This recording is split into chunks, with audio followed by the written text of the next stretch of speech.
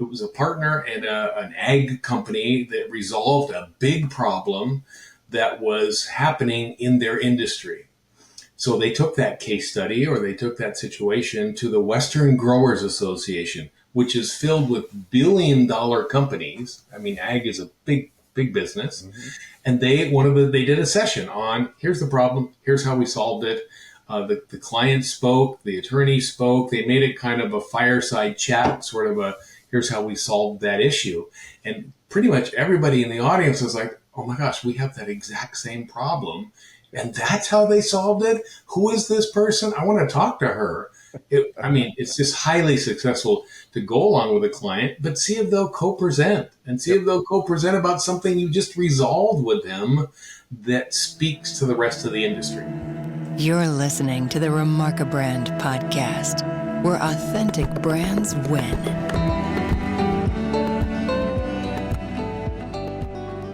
Hey everybody, welcome to another episode of the Remarkabrand Podcast. This is your host, Mike Jones, along with my co-host, Sam Pagel. Thanks for being here again, Sam. And we've got our great friend and a guest today on the show, Doug Hastings from Lawyer to Lawyer Business Development. And we're very excited to have him on. He actually hit us up right after our last episode about Inbound, the HubSpot conference. And he was just like, wow, that was awesome. All the stuff we talked about, some of our takeaways. And he had some ideas. And we're like, you know what? Why don't you just come on the show and we'll talk about those. So we're very excited about having Doug on here. He's a longtime friend of ours, done some work together, actually. And I'm really excited for everybody to get introduced to him. I'll give him here a second just to introduce himself, a little bit of his background, and then we'll get into Name 10 Things. Awesome. Yeah, well, the pressure is on a little bit because you guys, when I watch these videos, you're really quick, and I'm a little bit slower. So I'll try to keep up with you today. You're fine, Doug.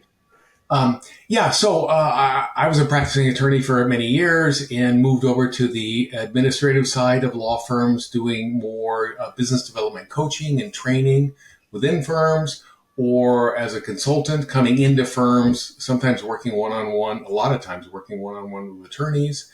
And part of that business development mix, part of that marketing mix is conferences, seminars, that type of thing. So when I saw what you were doing with the Inbound, it made me think of the numerous conferences I've been at, either as a presenter or a participant, and ways that I kind of prep for those, but also ways that I coach others to utilize that resource kind of to the best of their ability and for the best ROI. So this, when you did this spot, it made me think of, hey, there's some synergies between what you just reported on and the realities of trying to do business development and marketing. Yep. And clearly you've done it a lot of times. So we love having that conversation with people who really know what they're doing. And we know, Sam and I know, you know what you're doing. And we're excited for everyone else on the show to kind of get introduced to you and all the things you're doing. So, yeah. Oh, good. I fooled you so far. But before we do any of that, we got to do our Name 10 Things. Sam, why don't you kick us off? Let us know what we're naming. Imagine you're at the legal marketing conference, right? The big legal marketing conference of the year. There's hundreds of people there. I want us to name 10 keynote speeches at that legal marketing conference that we would absolutely attend 100%. Okay. Awesome. Mike, you want to start us off? I want to start us off with how you can use AI to never hire another lawyer. That's the terrible topic line. Little reverse marketing there. Yes. How to put your firm out of business. That's great. That's great. I just need to get everybody to show up. Who's the presenter on that one, Mike? Ooh, I mean, is it? I think it's ChatGPT. I think it's literally an AI written and presented talk. Yeah. Man. Yeah. It's a pitch for robots. Yeah, it involves Skynet probably. Yeah, right. I'm going to go with 10 reasons why your 10 reasons why your inbound sales should go through a dog. A dog. Yes. Have you get dogs? You've been on a dog kick today, Sam. I know this. I would like to kick a dog. Right. No. Okay. I would Just think I would go to Martha Stewart and Snoop Dogg, what I look for when hiring a criminal attorney. I absolutely want to see this one. Sign me up. I'm there. That would be packed. That would be packed. That is awesome. It's a panel discussion. Oh, I'm on the hook now? Oh, man. It's hard to follow. I'm going to go with 3 reasons why your firm's marketing is in the toilet. I don't know. Yeah. And it's held in like the bathroom of the conference, like in the conference bathroom. Ooh. Yeah. Yeah, Like- that'd be a popular one. Right. Sign up early because there's limited space. Because then, like, at those big conferences, there's always a line out the door. So you'd just be, like, wow, my speech is so popular. There's a line of people trying to get in. You can flush that one. It's okay. Yeah. Oh my God. We'll wipe that one away. Let's go with how to market your firm's shaving cream line. Yep, because most firms have that now. Yep. It's one of their services. Law firm shaving cream line. Okay. There's got to be a great pun in there that I'm not coming up with. I mean, everybody's about cross-selling, so it's a good one. Right. Yeah. And, then there'd be the boring one, like Alan Dershowitz on recent changes in constitutional law, Supreme Court decisions of the last 10 years. Wow. I love it. I'd go to that one. Yeah, you got to have at least one, like, really academically rich, rich talk. Yeah, I love it. Have you ever been fired? That's That's it. it. That's it. I love That's it. the whole thing. That's what you're asking us. Okay. Absolutely. The talk that I would go to, it would be ditch the slacks, how to convince the partners of your firm to only wear swim trunks to the office. Okay, this is no fair. You guys have been practicing this. Okay. Sam wrote these down like 3 weeks ago. Yeah, see, this is no fair. I had practicing different ones, right? You're doing great, Doug. Maybe semi-serious. Okay. Because I was the director of business development or a chief marketing officer at law firms, I would have a session on never allow your attorneys to go to a conference again. Period. Oh man. Yeah, it's only $4,000. I'll be there for 3 days and nothing comes of it. And unless you have a plan, you're not going to another conference. That's a good lesson. Mike, like finish this off. This is number 10. A monkey could do your job. It's a really smart monkey, but he could do it. Or she. Is that for the marketer or the lawyer? It's for you to find out. You got to go. Man. You got to attend. Go to that session. I'm very snarky today, as you can tell by my topic. Is that our 10? Are we done with this? We're done. We're done. Find your frequency. All right, Doug. So, going back to kind of what we were talking about before, you obviously were listening to our episode on Inbound, HubSpot's big conference, 12,000 people. We had a lot of takeaways. Some of them were positive, like things we got from that conference and things we were able to do. Some things we weren't as positive. We had some kind of things that we were challenged with. And that got you kind of thinking. And we were having a conversation beforehand about just how you can best utilize a conference as a professional services firm. Is that even something that you should be thinking about doing, attending or speaking or whatever your level of engagement is? So why don't you kind of start us off as to some of those thoughts you were having around, like, why should I even think about conferences in general from a marketing and business development standpoint? Yeah, that's a great intro. And couching it in that professional services sort of way, I think it changes the dynamic of why you should or shouldn't go to a conference. I guess I would start off by saying that the professional services, certainly legal services, it's a relationships business. It really is a personal relationships business. And so I think that ability to have face-to-face time, to have the intimacy and the immediacy of being at a conference or a seminar or whatever is a good part of a marketing mix for an attorney.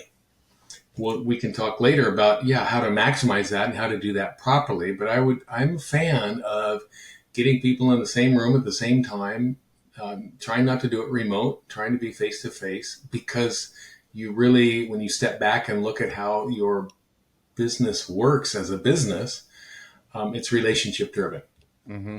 Yep. No, I think that's absolutely key for anyone in professional services. I mean, certainly with law firms, we work with a lot of accounting firms, and they're all very similar in that regard of so much of the business is built on the expertise of the professional. And that trust really is only established through face-to-face contact. Like the relationship has to be there at some level for there to be a really good client relationship and earn that trust from them. So we've seen that in our firm, Sam. I think we've seen over and over how much like in-person conferences, events that we participate in, even to some degree like digital events too, but they're a little bit different beast. Mm-hmm. How much that facilitates that trust and relationship. Yeah, and I think some of the real power there, Mike, is not just like industry, like your own industry. So like going to a legal conference, right, where there's a bunch of other lawyers, or an accounting partnership conference, or whatever that looks like. But actually, again, we're going to go back to like your brand, your marketing. If you know as a firm, hey, we're really good at serving this industry, we're really good at servicing the dental industry. Okay, go find some dental associations that you can go like strategically be a part of. And we've seen this, Mike, where you can target those and not just come in slinging business cards, being that guy with the slick back hair, like, hey, need some legal services? I'm right here. Come on. But like truly integrating yourself into that association or that group, and not just being the person that shows up once a year trying to sell people on stuff, but actually wanting to serve that industry or serve that group of people. And one of the best ways you can do that is by figuring out how to be one of those speakers, right? We just talked about keynote speeches, how to be one of those subject matter experts that's getting in front of people. And when you do that really well, that's where you start to see those like in-person events really start to flourish. And especially when you're, hey, you're serving, maybe you're a lawyer, you're a partner at an accounting firm, and you start to serve that association or that industry or that group of people alongside of maybe marketers or alongside of, hey, other dentists who are trying to run their own businesses. And now they're seeing your expertise come in. And that's where some of those in-person things really come alive. Because Doug, Mike, like we've all been at the events. We all see the used car salesman type people walking around like, who am I going to sell on today? Right. And nobody really wants to interact with people like that. I remember one of the first industry events I ever went to. It was an accounting firm, like accounting marketing event. And I met some people, really nice people. And they're like, oh, what firm do you work with? And I was like, oh, I don't work with an accounting firm. I'm a part of a marketing firm. They're like, oh, stay away, stay back. We don't want you. Like, don't try to sell us. I was like, oh, I'm trying to sell you. But it was just, that was a really eye-opening thing for me. I was like, oh, wow, these people, they are not here to be sold to. And it was a good lesson of like, just be there, meet people, get some friendships, that sort of thing. So yeah, there's some great, you just hit the nail on the head, several nails with several hammers, I imagine. Like, if I'm working with somebody or if I'm thinking of attending, but mostly when I'm doing like coaching or working with firms about getting out to events, the knee-jerk reaction is usually, where am I going to be the most comfortable? Like if you're a lawyer or an accountant, you're going to go to the state bar conference or the dental association or the accounting conference where people, the content, you feel a little more comfortable. But I found that the best maybe way to engage with potential clients, if that's what your goal is like Sam mentioned, the Western Cattlemen's Association, the New York Bankers Conference. Hey, I do banking law, and that's going to be filled with a bunch of bankers, and I'm going to go speak to them on recent changes in the law on how you can account for losses or whatever it happens to be, loss carry forwards, etc.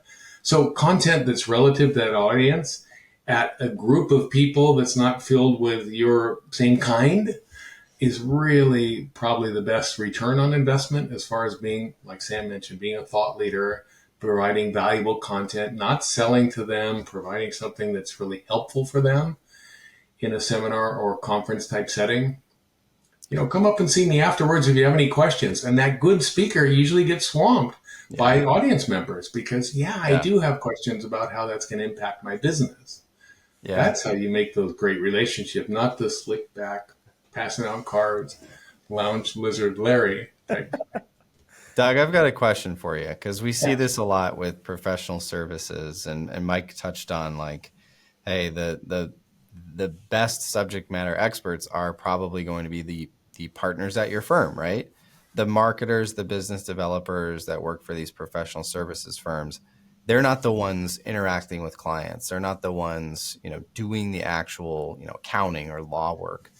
How do you, as a marketing director or as a business development director, how do you convince and then make sure the partners of that firm are utilizing these events or actually going to these events where they can be effective? How do you do that? Yeah. Great question. And it's an issue, I think, with a lot of businesses, but certainly in professional services and certainly with lawyers. Some of it is kind of the legacy commitment. Oh, I go to this one every year and I've gone for the last 18 years. So it's in my budget and it's $5,000 and just approve it. We've had some kind of, let's audit our conferences. Let's audit where the firm is going and where it's spending money and see what are your plans going into it? What are you going to take away from it? And what's your follow-up from that effort? So I think the best way, Sam, to answer your question, to convince partners that it's valuable is kind of stepping back a little bit and helping kind of advise them or give them some context about, hey, events, conferences can be really well done. And on everything that we're talking about, creating relationships, face-to-face, ability to liaise with people, a conference is a great idea. Now let's plan it. Which ones are we going to do? Which ones have the best audience for the content that we want to deliver? Let's prep for it. What are we going to do at the event? And then the real key, I think, is follow-up. Hey, out of all the people I met, there are 3 or 4 that really could turn into something.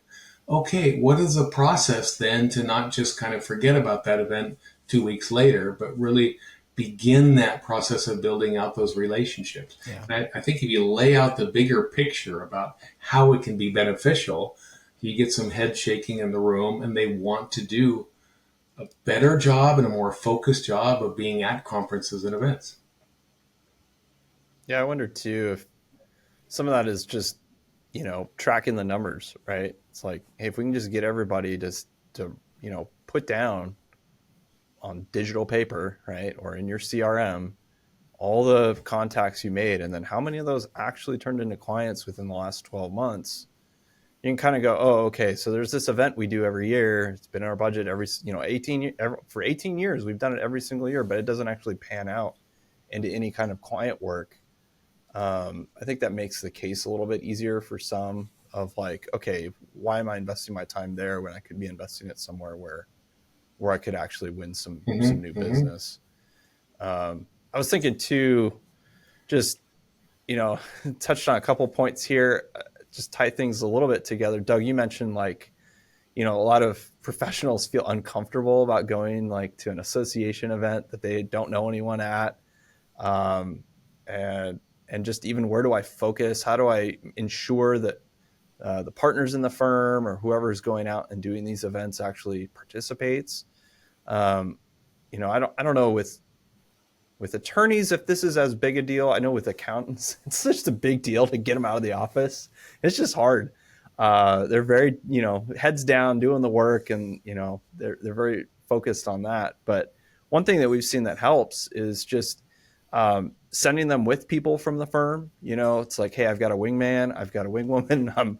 I'm not all by myself. If there's a couple other people from the firm with me, especially if you're not doing the speaking at the event, if you're just attending, that can be really helpful.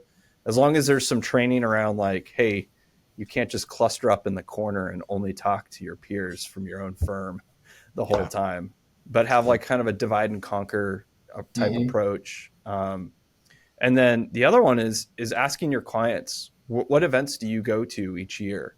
What are the industry events that you do, that you go to, and then go with them, right? And do it in a way where it's clear, like, hey, I'm here to support you, but also get more business. I'm not just here to exclusively give you my time. But we've seen some value in doing that. Some of our clients have as well. They're just like, oh, there's an entry point into an industry event that's a little softer. You also have the opportunity to have that client introduce you to people they know. Or when someone asks you like, hey, where are you from? What firm are you with? You can then say like, oh, well, I'm with, I do work with so-and-so, right? And if they've got a name or some kind of recognition in the industry, that can be really helpful. We've seen that open a lot of doors for us, especially early on in the accounting industry when we were first getting involved.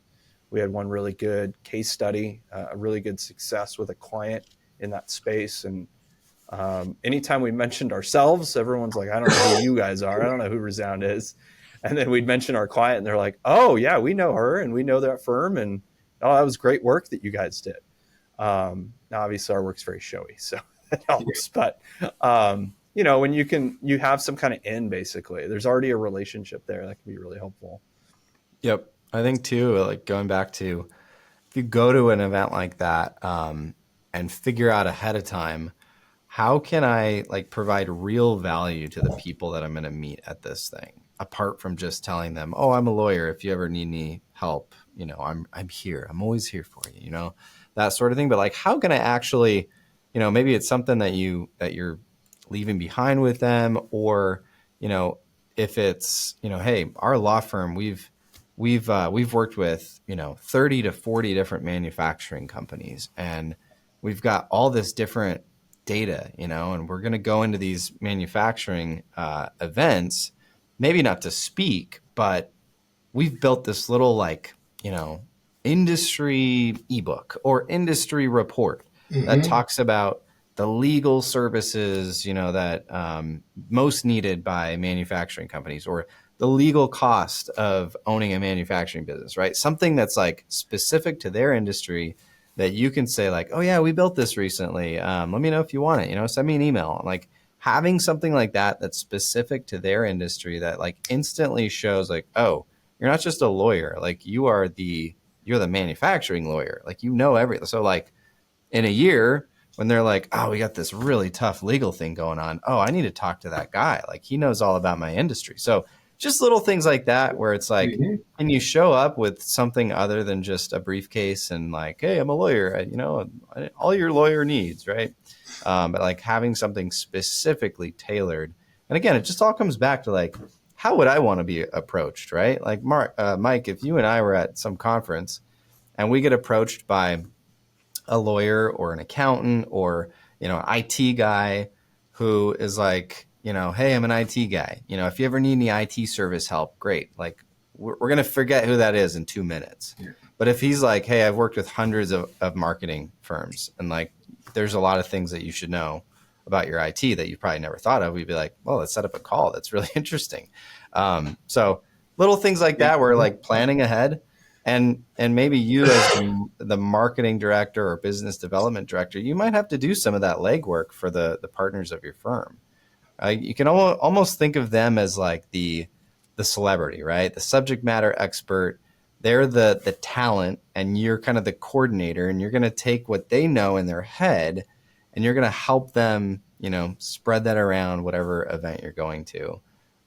Sometimes like the tactical things around that could be, I'm going to look for speaking engagements for this partner who I already know is like really good at public speaking, really good personality, engaging, can, joke around a little bit. We need to get that person in front of more people. So I'm going to look for some speaking engagements. I'm going to do all the coordination around it. he or she just has to show up. Here's the deck. Do your thing. Be yourself, right? Like make it easy for them to go and shine at these events. Like Mike said, it could be, I'm going to go along with this person to this event and kind of help them mingle, help them meet some people. Maybe I, as the marketing person or the business development person, I already know 2 or 3 people there. So I've got a little bit of an in. Just little things like that where you're helping, like you're viewing this as part of your marketing strategy, right? Like I need to get the partners of my firm to this thing. It's going to help our marketing.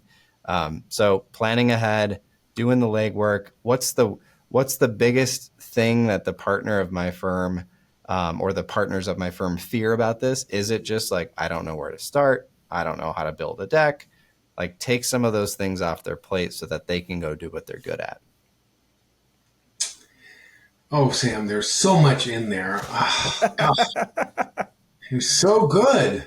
Okay, just 2 quick things. Like at the very beginning, you were talking about, is it possible to bring go along with a client or bring a client along? And I think on that, one of the most popular, one of the most successful ways I've ever seen professionals engage at some type of conference or event is, I mean, backing up a little bit, lawyers, accountants, doctors, whatever, we solve problems. My clients only come to me when they have a problem. They don't just come because they don't have any issues.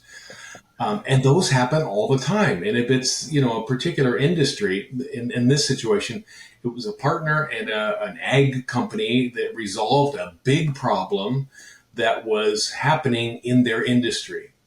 So they took that case study or they took that situation to the Western Growers Association, which is filled with billion-dollar companies. I mean, ag is a big business. Mm-hmm.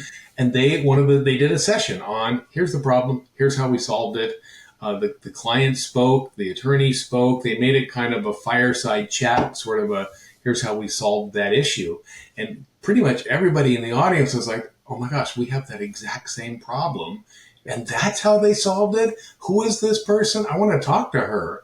It's just highly successful to go along with a client, but see if they'll co-present and see if they'll co-present about something you just resolved with them that speaks to the rest of the industry. Yep. So one, that would be awesome. The second thing is planning before going, like you were talking about, Sam, just, getting off the plane and say, okay, what do I do? Really, I try to advocate with attorneys, out of 100% of your time with a conference, 30% is planning, 30% is at the conference, and 40% is follow-up. So before this even happens, can I help them? Hey, here's the conference. Here's what's going on in their industry. Here's some of the things you know about that. Here's some of the problems you've helped solve or some of the things you know are coming down the pike. That's also another popular session usually. Problems that are about to hit your inbox next year. Mm-hmm. So get prepped, find out who the audience is, find something that speaks to them. I like your idea about having a white paper or something like that. We just, encountered that situation and here's several solutions are. Can I send you a copy of it? So certainly getting prepped for that conference, not just stepping off the plane saying, okay, what do I do? And then that idea of co-presenting or going along with a client, both of those great ideas. Yeah. Yeah. And I think I'm just going to your point about, a case study, right? And how easy that is to execute on as a speaking engagement. If you've got a client willing to come on stage with you, I don't know any industry event or association that wouldn't at least entertain the idea of having one of the peers from the industry come on a stage with you, obviously, as the subject matter expert in that particular field of problem, right? And having them talk about how to solve it.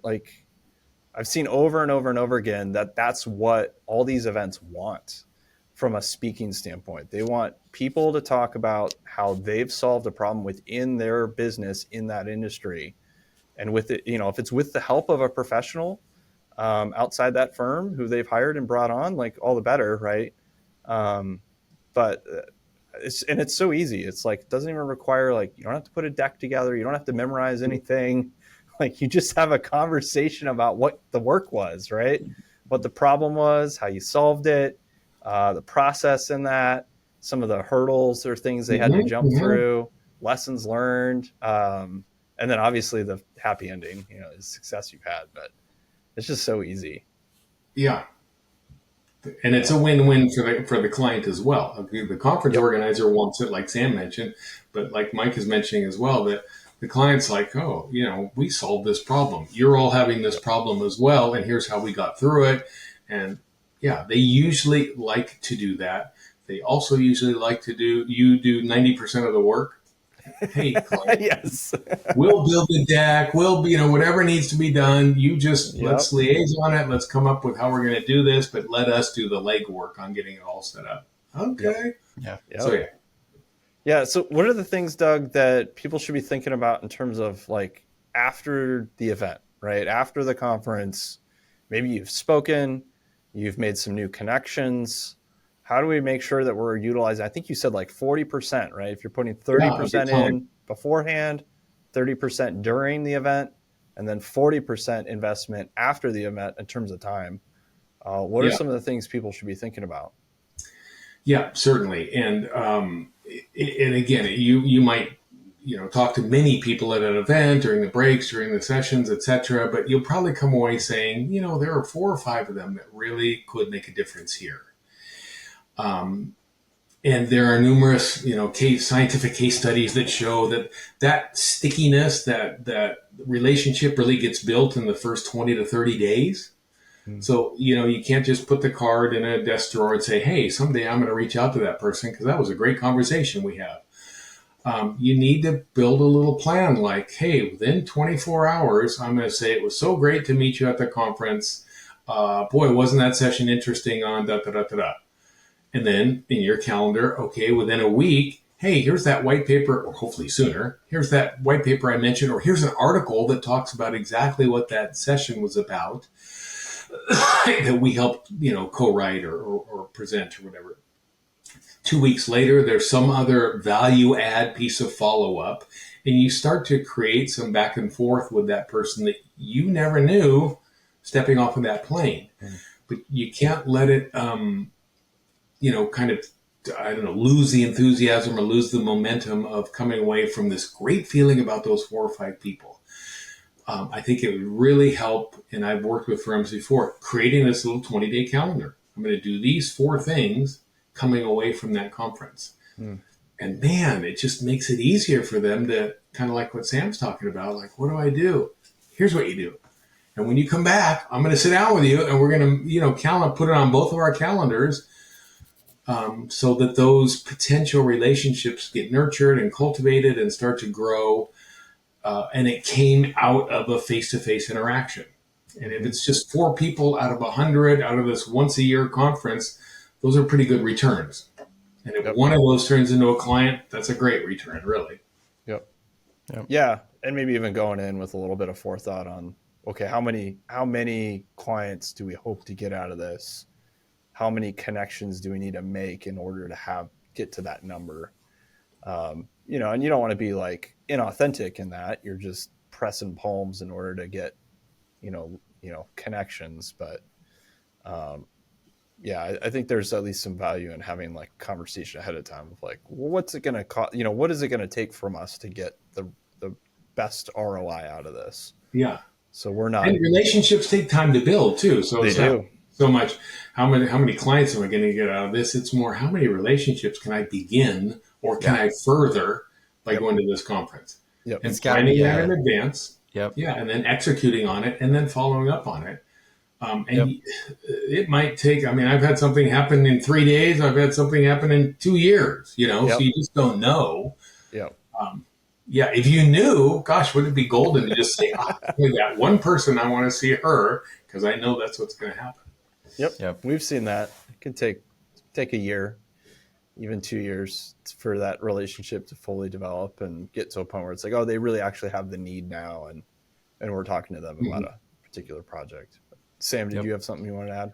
No, I was just going to reiterate Doug's point of like, you got to go into, especially if it's like an industry event, it needs to be probably a multi-year plan, right? Of like, if this is something new we're doing now, You can't expect to just go to one event and like, wow, we got all this business. It's crazy. No, it's got to be, like you said, Doug, it takes time to build relationships. If people see you year after year at an industry event and you're getting to know them, I think part of this too is like, we couldn't do this with HubSpot, but if you've got smaller industry events where you can kind of get to know the maybe it's the organization or the people that actually plan the event Mm-hmm. and help them, like start to serve them, try to, hey, what can I do? What can I help with? How can I be of service, as you plan this next event, or just your industry, the group of people that, kind of comes together for this thing. How can you kind of like become part of the service group that puts that event on? Mm-hmm. They're, for a lawyer, maybe not, but, that's part of it too, is like, how can I really kind of get to know the core of this group of people instead of just like, yeah, I'm going to show up and have some business cards. And that's my plan. So. Yeah, that multi-year approach. I work with, and in fact, I have a session on building and curating referral networks. And one prong of that is that idea that, okay, I want to get more involved with trade and industry groups, the Chamber of Commerce, the, Arizona Home Builders Association, whatever it happens to be. Okay, you're going to join, and maybe, you go to the quarterly lunch the first year. Maybe the second year, you get on one of the committees to help put on a fundraiser or whatever, and you elevate your way through that group to where you might be helping to plan the upcoming conference. And you get to know the people that are members there, and they say, hey, you should put on one of the sessions on da da da da da. So, you go from, I'm interested in this trade or industry group, not so much the professional group like the state bar in my world. Yeah, that's a bunch of room full of attorneys, and you do get a lot of referrals from other attorneys. So I'm not downplaying that. But it's a trade or industry group, recognizing, and you might make this pitch in your budget presentation to an executive committee or, your other partners. This is going to be a $20,000 investment, $4,000 a year for 5 years. But here's how I'm going to do it during that course of, so it's not just a one-off. It's something that has some planning behind it. And you get some buy-in, financially, but also because you're committed to grow that into something that's not just going to the quarterly lunch for 10 years in a row. And that's kind of all you do. And you want, okay, it's in my budget again next year. Well, yeah, let's understand that it takes time, but planning and commitment and elevating your involvement each step of the way, adding value to them each step of the way is a great way to build those relationships and have those turn into something that's good for you and good for the organization. Yep. And it goes back to your original kind of starting point, Doug, that you're building relationships, and relationships take time, and they're developed on, one of the things that relationship is built on is trust, which requires consistency, right? People, first time you do an industry event, first time you're a part of an association, first time you do anything, the people you meet that first time are probably apprehensive about who you are and what you are bringing to the table until they see you, multiple times. Obviously, the interactions you have with them matter, how you go about doing that, your follow-ups absolutely matter. But at the end of the day, like, it takes probably more than one time at those events to really start to solidify that, like, you care, right? You care about them, you care about the industry, you really are invested in what they're doing. You're not just somebody popping in for 1 year, trying to scoop up some business cards, and then, they're gone. You never see them again. Well, with younger professionals, accountants, attorneys, whatever, it's also great if it's part of the firm's or the company's plan to say, let's get them involved early. And, Yep. There's the Chamber of Commerce has the young professionals group, and they have their, monthly meetings. Okay, associate, it's okay for you to get involved. And over time, you get more and more involved. You add value to us as the firm that pays you, but you don't. Okay, sorry, I'm going to go back up a little bit just to say most law firms, okay, you're an associate for like 7 years, and then they say, okay, you're a partner, go make your own business. What? Why didn't you tell me on year one? I would have been creating these relationships. Uh-huh. So yeah, and accounting firms do this as well. Okay, we've been feeding you work. Now that you're a partner, go find your own business. Yep. Oh, Bring your own cool. book of business. Well, Yeah, wouldn't it be right. helpful if you were already doing that? Yeah, right. So there Or at are least ways building the blocks so that you're ready to do it. yeah, right. Younger Yep. accountants, younger attorneys getting involved, sharing with your mentor or with your firm. Hey, here's what I'm doing, and here's what I'm trying to do, and will you support that? And Yep. gosh, they'd be foolish to say no. We don't support that. Don't do that. Head Yep. down and do your hours. Yeah. And I'm going to go on a limb here, but I'm a marketer, so that's how I think. I think the value for any professional, and obviously the earlier you are in your profession, in your career, that you can start doing this, the more value you're going to add, not just to the firm, but to your clients and ultimately to your own like book of business. And that is, having an expertise in a specific industry, and saying, hey, I can apply my professional, skills in particular ways because I've worked with lots of clients in this particular space. And I Mhm. know the nuances of that industry. I know how they talk. I know the lingo. I know all the people. I'm highly connected. If you're on year 6 of that plan and you've already done some of that legwork to build that expertise, when you make partner and you're on the hook to bring in business, that's going to be a lot easier, and you're going to be able to charge more. You're going to have just a much easier time in the actual sales process itself, because you're going to actually be perceived as a true expert, not just one of many others who know how to do the thing, right? Like exercise the Mhm. professional skill that you're trained in, but actually deliver it in the context of a specific industry.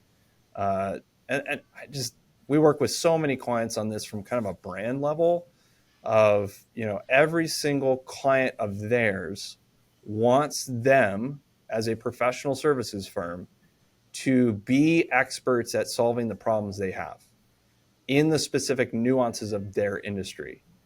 And so if you don't start thinking and talking and really knowing an industry, you're just behind the 8 ball, in my opinion. And Yeah. that's just me, but others might disagree.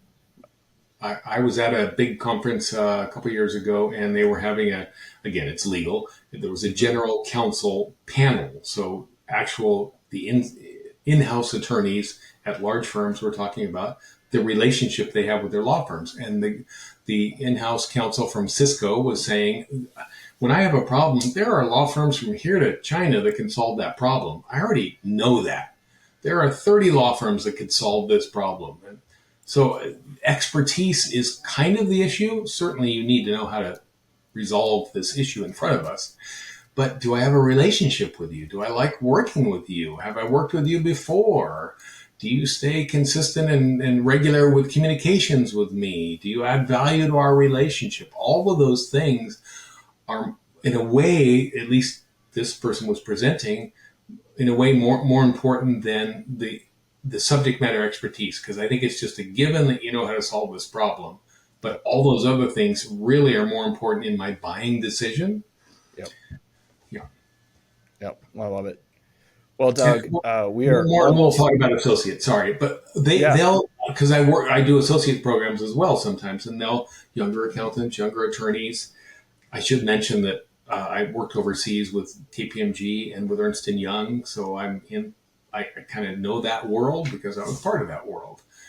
Um, they're anxious and they're nervous, rightfully so. Like, oh my gosh, I'm in year 2, and you're telling me that I should start getting involved and start having a plan and getting ready for the time that I make partner or owner or whatever.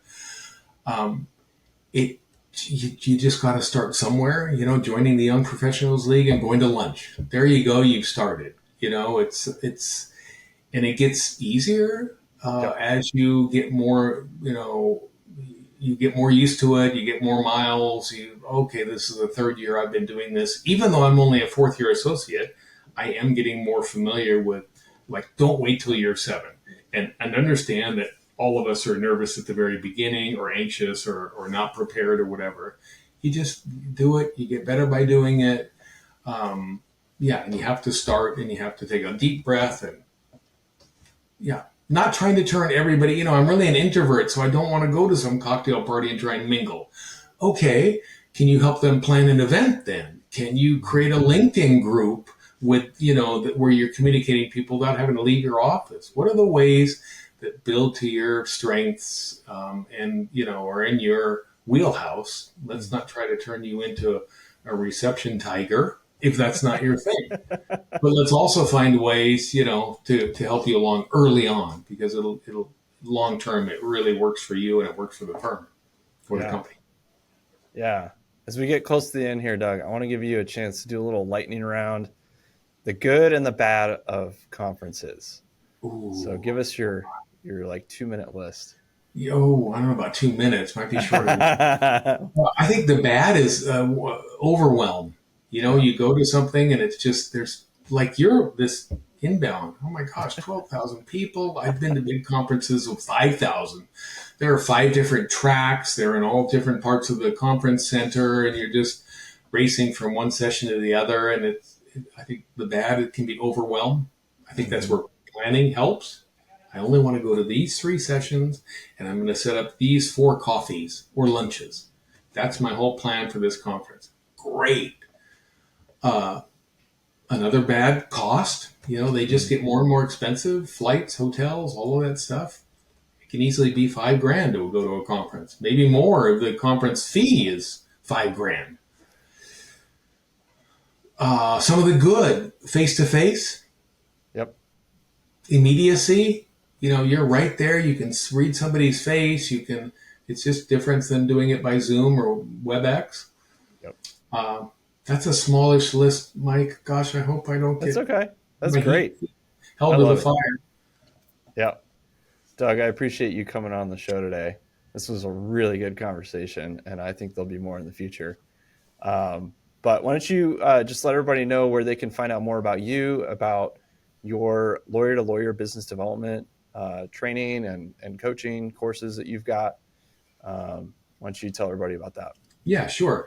So going from practice for almost 20 years, again, being with KPMG and Ernst & Young at one point, to transitioning over to helping attorneys, helping firms do business development and coaching.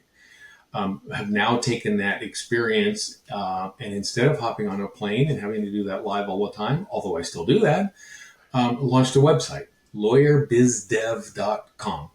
lawyerbizdev.com. And there is a core group of coaching sessions that will really take kind of what we're talking about and yet so much more to help attorneys, but really kind of any professionals, although it's geared towards lawyers, in building their practice, marketing their firm, marketing themselves. I would say that's the best way to find out more about this and other topics. There's a contact page there. If anyone wants to reach out to me directly, doug@douglashastings.com. That's, direct email's fine. But yeah, look at that website. I think it'll speak to those that are interested in this subject matter of this podcast. Yeah. Yeah. If you're a professional and you want to get better at business development, all the parts and tips and tricks in that process, I highly recommend checking out Doug's website, lawyerbizdev.com. I just appreciate everybody hanging out with us again today on our latest episode of the Remarkabrand Podcast. And we just looking forward to the next one as we jump into the new year. So we'll see y'all next time. The Remarkabrand Podcast is a project of Resound and is recorded in Gilbert, Arizona. You can find us on Twitter, Facebook, LinkedIn, and at remarkablecast.com. If you'd like more episodes, subscribe on iTunes, Stitcher, Google Play, or wherever you prefer to get your podcasts. To contact the show, find out more about the Remarkabrand Podcast, or to join our newsletter list to make sure you never miss another episode, check out our website at remarkablecast.com. Copyright Resound Creative Media, LLC.